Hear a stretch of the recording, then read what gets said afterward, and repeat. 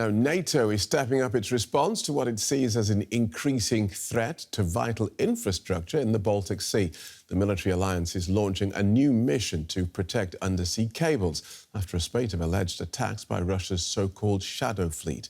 Finland has detained one tanker suspected of involvement, as DW's Teri Schulz reports now from Helsinki. There's just been a sea change in the way NATO plans to handle suspected sabotage of critical infrastructure. The alliance will not accept that. NATO leaders are underscoring their loss of patience for malign maritime activities by deciding at a quickly called mini-summit to send ships, drones, and other hard power resources to the Baltic Sea in a new operation called Baltic Sentry. That we fight back, that we are able to see what is happening and then take the next steps to make sure that it doesn't happen again. And our adversaries should know this. The rapid shift in NATO's stance comes after Finnish authorities took unprecedented actions on Christmas Day, boarding and seizing the Eagle-S tanker, which was mysteriously missing an anchor after several undersea cables between Finland and Estonia were cut. It was the third time in just over a year that a vessel linked to Russia's oil trade allegedly staged such an attack in Nordic waters. On previous occasions, the ship got away. For the first time, we see that finally we are not only talking, but also we are having some action.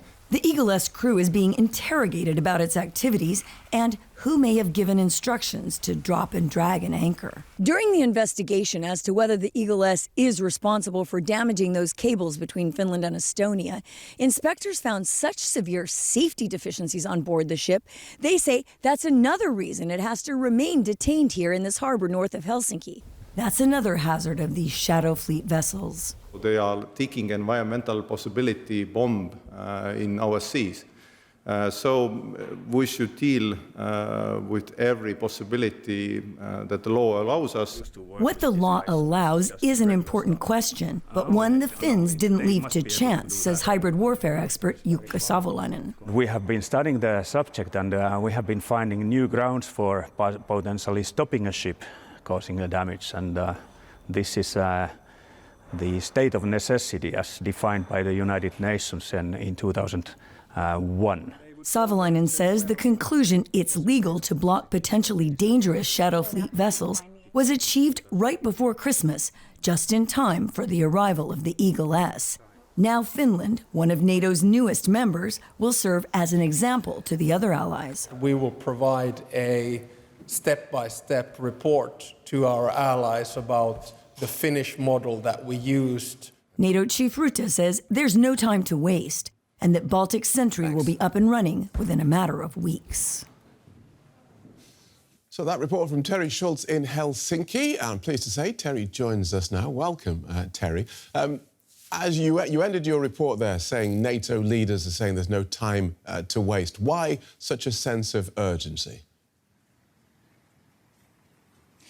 Well, Phil, you know, the fact that there have been 3 of these cable cutting incidents in just over a year, the last 2 carbon copies of just dragging an anchor along the seabed, this really galvanized NATO to think it has to stop these shadow fleet vessels, which are also, of course, earning billions for Moscow's war effort against Ukraine. But I really think that it's the action of the Finns in seizing this Eagle-S tanker, you know, this unprecedented move to tell the ship to stop, to board it with your law enforcement authorities, and now to interrogate the crew to really get to the bottom of this operation.